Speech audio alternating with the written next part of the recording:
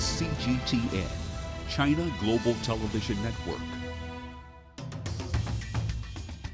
The East African Community's heads of state and government converged in Arusha, Tanzania for the first time in 3 years for the 19th Extraordinary Summit of the Regional Bloc. At the meeting in Arusha, deliberations centered on matters infrastructure, integration, food security and the EAC's Common Market Protocol, a key pillar of the bloc's Vision 2050 and a priority area over the next 5 years.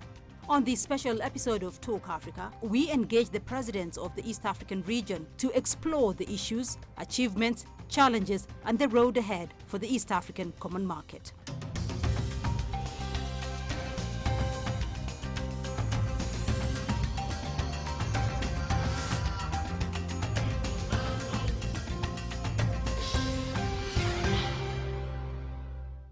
Excellencies, distinguished guests, ladies and gentlemen, welcome to this high-level panel where we will be reflecting on the East African Common Market 11 years since it came into force.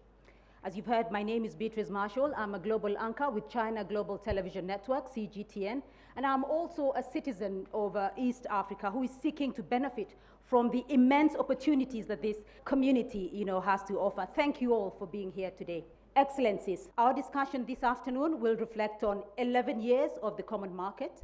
We will be exploring the thematic areas of infrastructure, food security, free movement, and integration.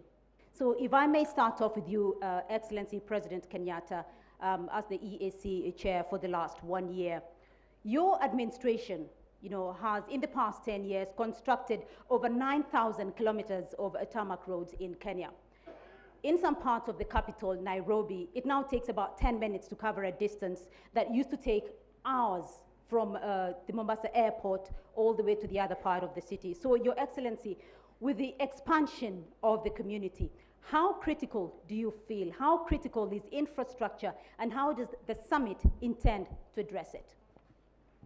Thank you very much, Beatrice. And first and foremost, before I begin, let me take this opportunity to thank President Samia Suluhu Hassan for her generous hospitality of her government and the people of Tanzania, and most especially the people of Arusha.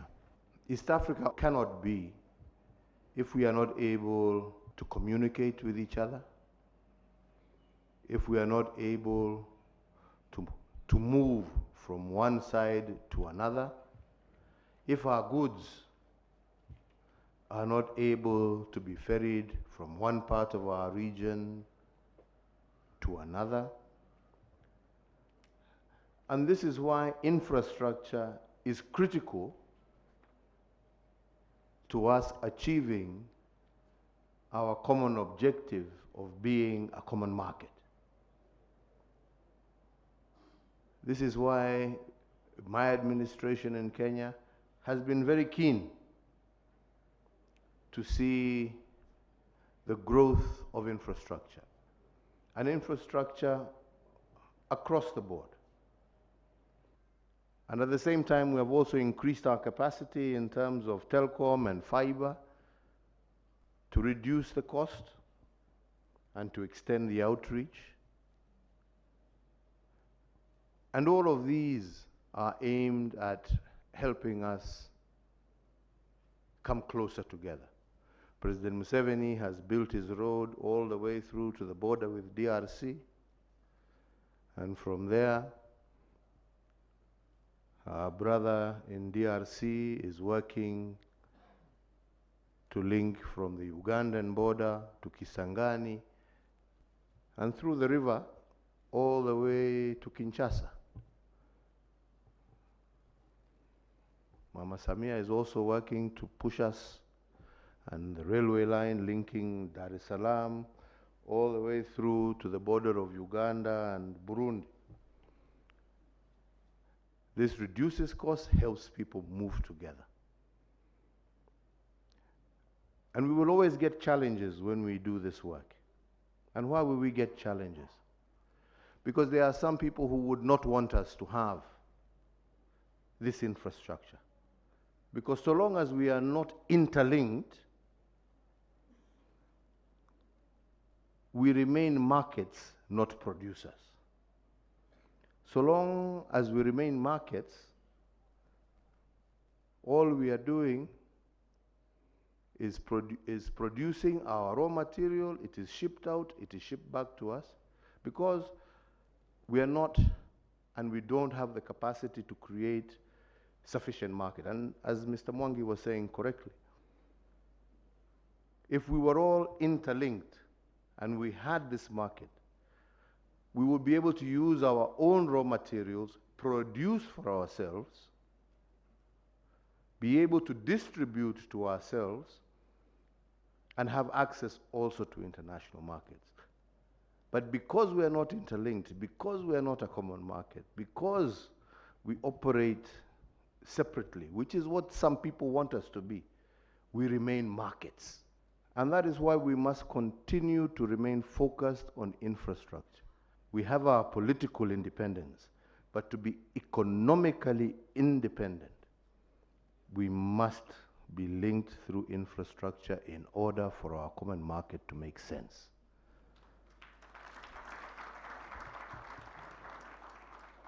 Thank you very much, President Kenyatta.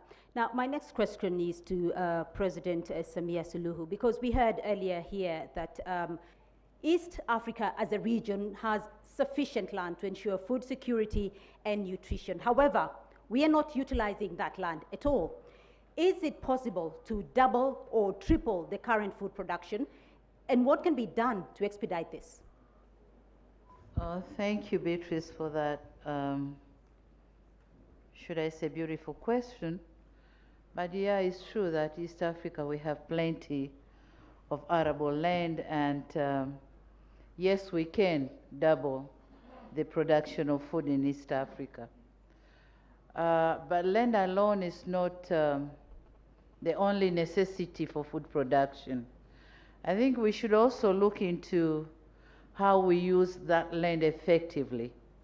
Small portion of land producing much of whatever is being harvested. But again, another point to look into is access to finance.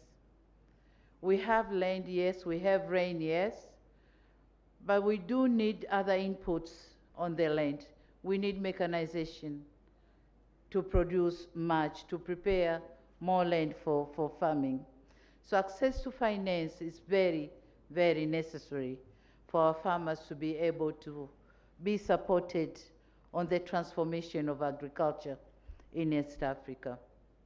Then agro-processing, that's another area. So proper agro-processing, value addition, is going to give more value or more output from the farms. But I think another area which we should look into in order to be able to maintain security of food within the region, we have to have the food balance sheet. We have to know exactly where produces, what is produced in what area, which country produces what type of crop, which country lacks what type of crops. And we should be able to distribute, as my Kaka Uhuru here said, infrastructure development, feeder roads, to take those crops from the farms to where the markets are or where the processing plants are. So we have to have infrastructure as well. Then we're going to be able to produce a lot, and East Africa is going to feed itself and sell the remaining amount to the other parts of Africa. So I think that's my answer. Yes, we can. We can feed ourselves. Thank you very much, Madam President. President Museveni, we find ourselves in a unique position, not just as a region, but also globally. The COVID-19 pandemic and the current Ukraine-Russia crisis have also exposed Africa's vulnerabilities. It is very clear now that self-sufficiency would secure the region from the adverse effects of global shocks.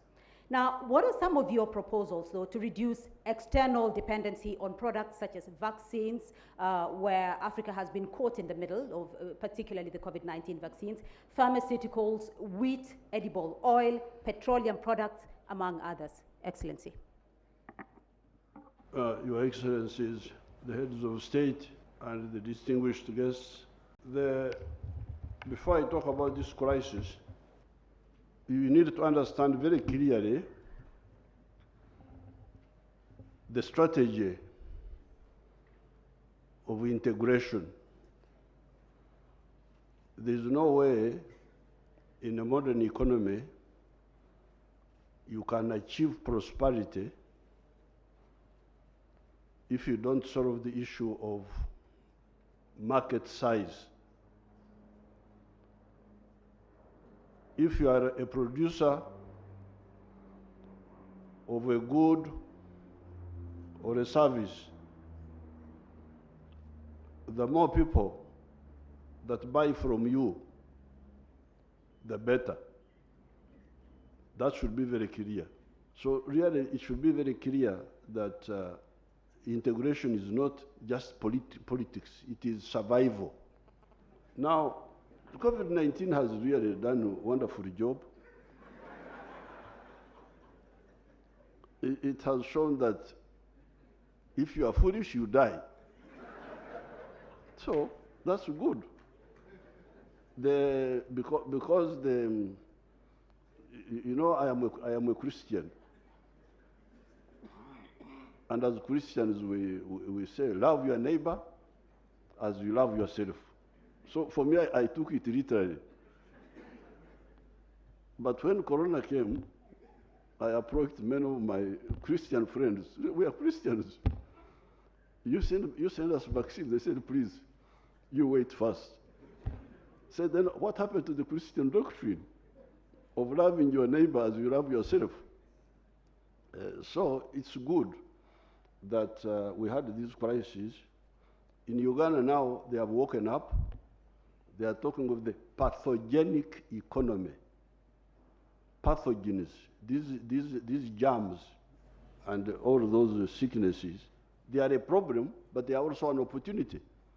And these vaccines for human beings, corona, for all the other vaccines, and also for, if they are not patented, if they are patented, then we shall see how to negotiate with the patent holders.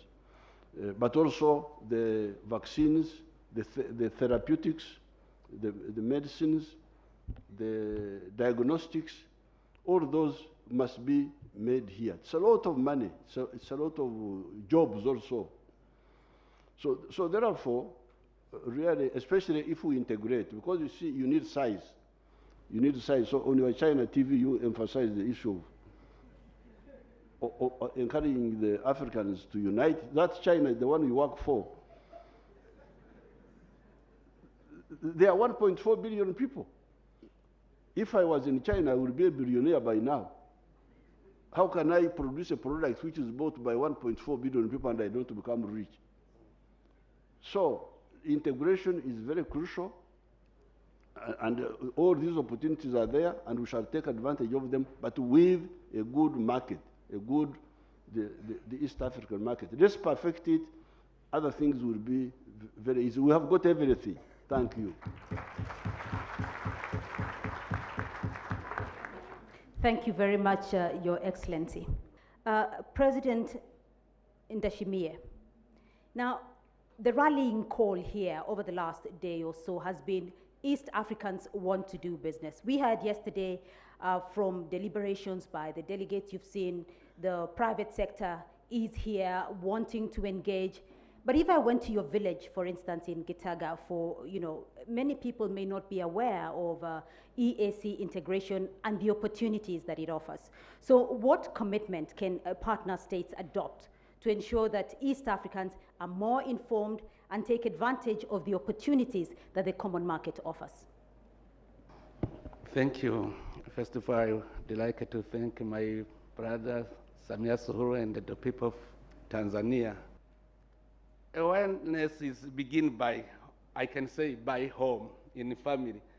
Suppose that each partner state is a family. Each partner country must begin to create the sensitizing session in each country. They can plan that in our budget to do so, in the action plan. We can do that. Other thing is that we must produce something which is special. Burundi, for example, now we are looking how to produce the marble. Now we are going to buy marble in China, in Turkey, in Europe. But if Burundi produce marble, all the partner states will know Burundi, and it will help to link all the people. So also we must begin to work so that we can consume what we produce at home. It's an advantage if we have lots of communication. So I hope that we will succeed together. Thank you. We now take a short break, but do stay tuned. Talk Africa continues in a moment.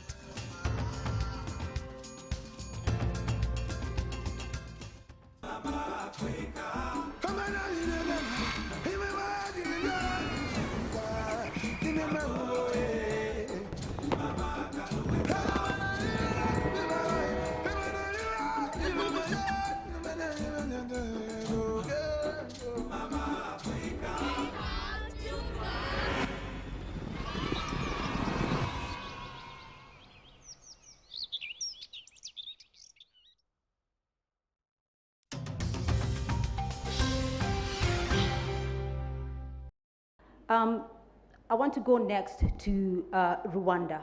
Prime Minister Edward Ngirente of the Republic of Rwanda.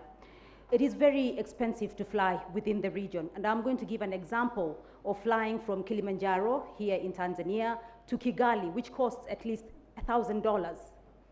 Now, studies are showing that liberalizing EAC airspace could lead to a 41% increase in the frequency of flights and significantly reduce air transport costs. So how can the East African community attain open skies and liberalize air transport? I also put it to you that sometimes if you fly within the region or within Africa, sometimes you have to fly into Europe to go to probably North Africa. So there is a lot that could be done. Excellency. Thank you so much. I won't say that the question is easy, but I will make the answer very simple. You know, we have had this common market protocol over 11 years. And the question we can ask ourselves is that market fully functional? And we can see that since we have created this common market protocol, movement has been easier. Movement of goods, movement of people, movement of services. And we keep also talking about not only movement of people, but movement of skills, meaning labor, moving from a country to another. But that movement would be easier, again, if we are able to also to facilitate or to make easier the air transport services. So making my answer easy is that you have just to remove all restrictions you have in air transport services. There is some decision which were made long ago, I think like more than 10 years ago, especially for those people who know, who have some knowledge about air transport.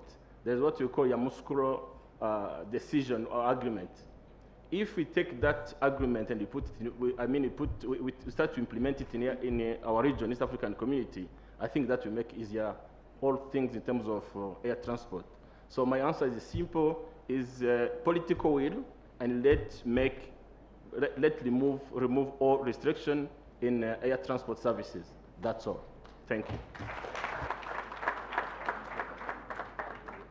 Thank you, Excellency. And that political will is what we talked about at the beginning. You know, full implementation of Whatever we talk about needs a strong political will and strong implementation. Thank you for that. My next question is to Prime Minister Jean-Michel Sama Lukonde Chenge. He's representing His Excellency Felix Tshisekedi, President of the Democratic Republic of Congo. Now, Prime Minister, the DRC is now the 7th member of this growing community. Among the advantages integration has brought is visa-free travel and the use of a common travel document within the region.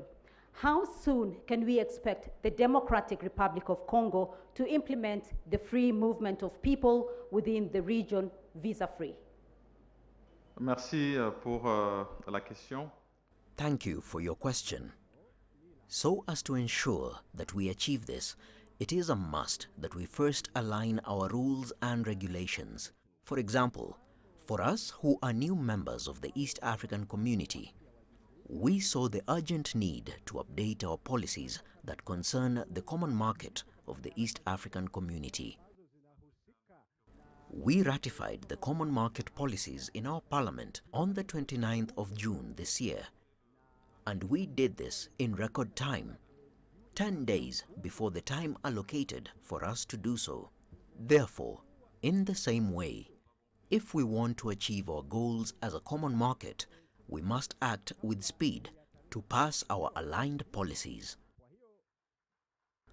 But we also need to have more discussions amongst ourselves as members of the East African community. For example, on the matter of the free movement of goods and people across our borders, we have made big developments together with our neighbors Burundi and Rwanda. We have made movement across our borders possible without the need for visas. This encourages cross-border movement. We need to have this kind of arrangement with more countries in the East Africa region. We are having more discussions with Kenya and Tanzania so as to increase our interactions as well as the movement of people and goods. Therefore, this type of free movement will not only foster trade, but also encourage intercultural exchanges. Merci beaucoup, excellent. My next question is to Dr. Barnaba Mariel Benjamin, Minister, Presidential Affairs, Republic of South Sudan. Now, the East African community is the fastest integrating region on the continent. So what is the readiness of the Republic of South Sudan to implement the East African Community Customs Union and Common Market Protocols? Your Excellencies, the head of state, government of the East African region, bringing to you the message of our President Salva Kiir Mayardit. Now, coming to Customs Union, we are a very young member within the East African region. But I have realized that it seems we were quite ahead in the area of integration.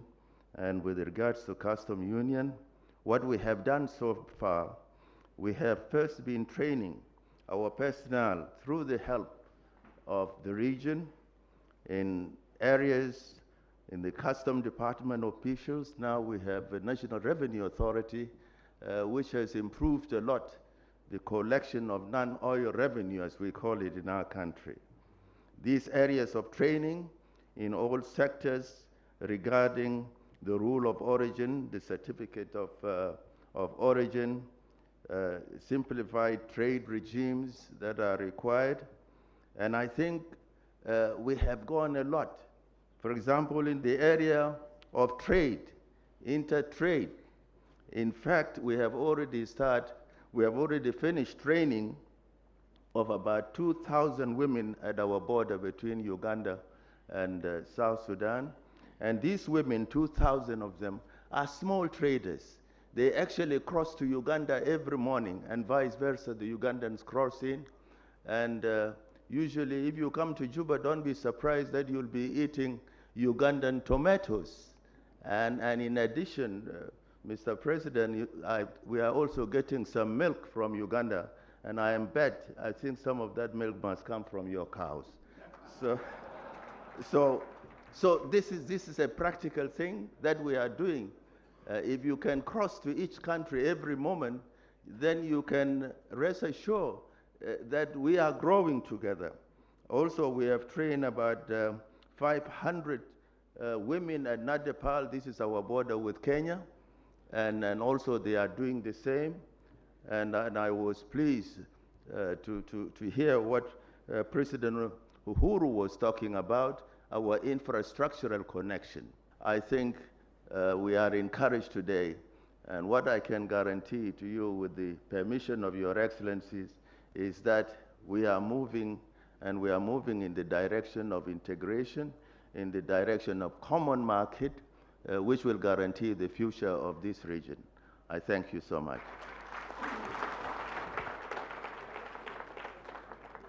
Thank you very much, Dr. Mariel Benjamin. With us today as well, ladies and gentlemen, we have the President of the Federal Republic of Somalia, His Excellency Hassan Sheikh Mohamud. I'd like to ask you a question, if you grant me the time, Your Excellency, because Somalia is our community's neighbor. What wisdom would you lend to the community as it reflects on their journey so far and looks to chart the road ahead to EAC Vision 2050? Excellency. Thank you. Thank you very much, Excellencies, Heads of States of East African Community. Today, I feel honored and privileged to be here with you and share with you how Somalia is willing and eager to say. Somalia belongs to East Africa. There is no one country among the 7 countries sitting here that Somalia is not linked to by business, by community, by any other means. Our people, Somali people, are available everywhere. The people from these great countries are there, so helping Somalia to come back to its own feet. A lot of sacrifices has been made to Somalia by the East African community members.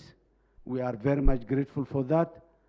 And to repay back that, we need to be part of this community. And now Somalia is right at the corner, and we believe that we have a great potential to contribute to this great community. This is a great community that many more countries will join, I hope, in the future. But Somalia, I want Somalia to be the first to join now, the 80th country to join the community. And I would like to say thank you again. It's a great honor and privilege for me to get this opportunity to be here, sitting with you today in this great house of East African community and the capital of East African community, Arusha. Thank you very much. Thank you. Thank you very much. Thank you, Your Excellency. Well, we have come to the end of this session. For now, Excellency. And that's it for this week on Talk Africa. Thank you for tuning in to the program. Remember to follow the conversation on our social media handles, and see you again next week. From me, Beatrice Mahashal. Goodbye.